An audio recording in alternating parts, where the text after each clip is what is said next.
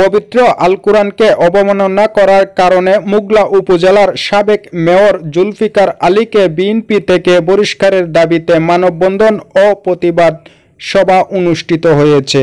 বিস্তারিত দেখুন মোংলা উপজেলা থেকে পাঠানো তথ্যচিত্রে মুজাহিদুল ইসলাম তামিমের প্রতিবেদন।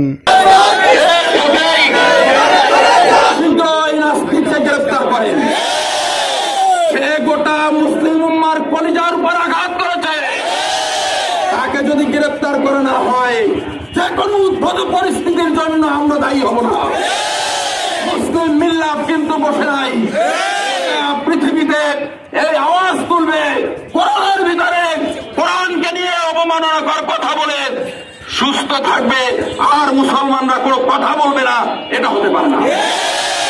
আমরা প্রশাসন, ডিজিএফআই, এনএসআই, গোয়েন্দা সকলের কাছে অনুরোধ করছি, সহ্য করতে পারে না।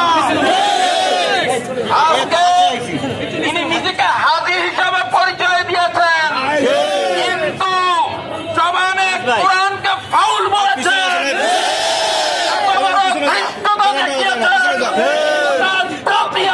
মুসলিম জাতি লজ্জিত এর জন্য। আপনি আবার হজ করবেন, আপনি হাজি পরিচয় দেন, লজ্জা লাগে আপনার? আপনি তালুকদার পা থেকে গোলামি করে এই বছরের মেয়রগিরি করেছেন। আজকে আপনি সব জায়গায় ইসলাম বিদ্বেষী কথা বলেন। আজকে আপনার কাছে স্পষ্ট আপনাকে জানিয়ে দিতে চাই, আপনি শুধু মোংলায় আঘাত করেন নাই, গোটা পৃথিবীর মুসলমানদের কলিজার উপরে আঘাত করেন। কোরআন আমাদের কলিজা। আপনি রাজনৈতিক ভাবে অনেক বক্তব্য দেবেন, দেন। সম্মানিত বাংলাদেশী,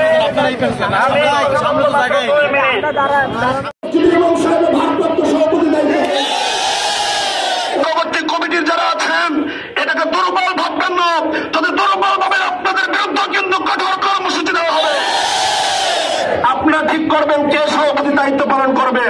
ধর্ম লিবাসকে ব্যবহার করে তাওহীদের জনতাকে আর ধোঁকা দিতে পারবেন না।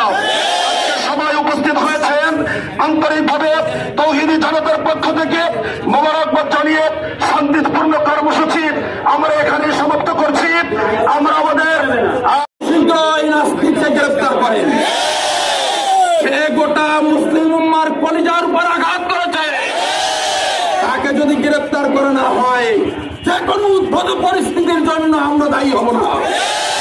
মুসলিম মিল্লাত কিন্তু বসে নাই, পৃথিবীতে এই আওয়াজ তুলবে কোরআনের ভিতরে কোরআনকে নিয়ে অবমাননা করার কথা বলে সুস্থ থাকবে, আর মুসলমানরা কোনো কথা বলবে না, এটা হতে পারে না। আমরা প্রশাসন, ডিজিএফআই, এনএসআই, গোয়েন্দা সকলের কাছে অনুরোধ করছি, 24 ঘন্টার মধ্যে এই কুলাঙ্গার নাস্তিকের ব্যাপারে দৃষ্টান্তমূলক শাস্তি চাই। অন্যথায় আমরা কর্মসূচি ঘোষণা করব।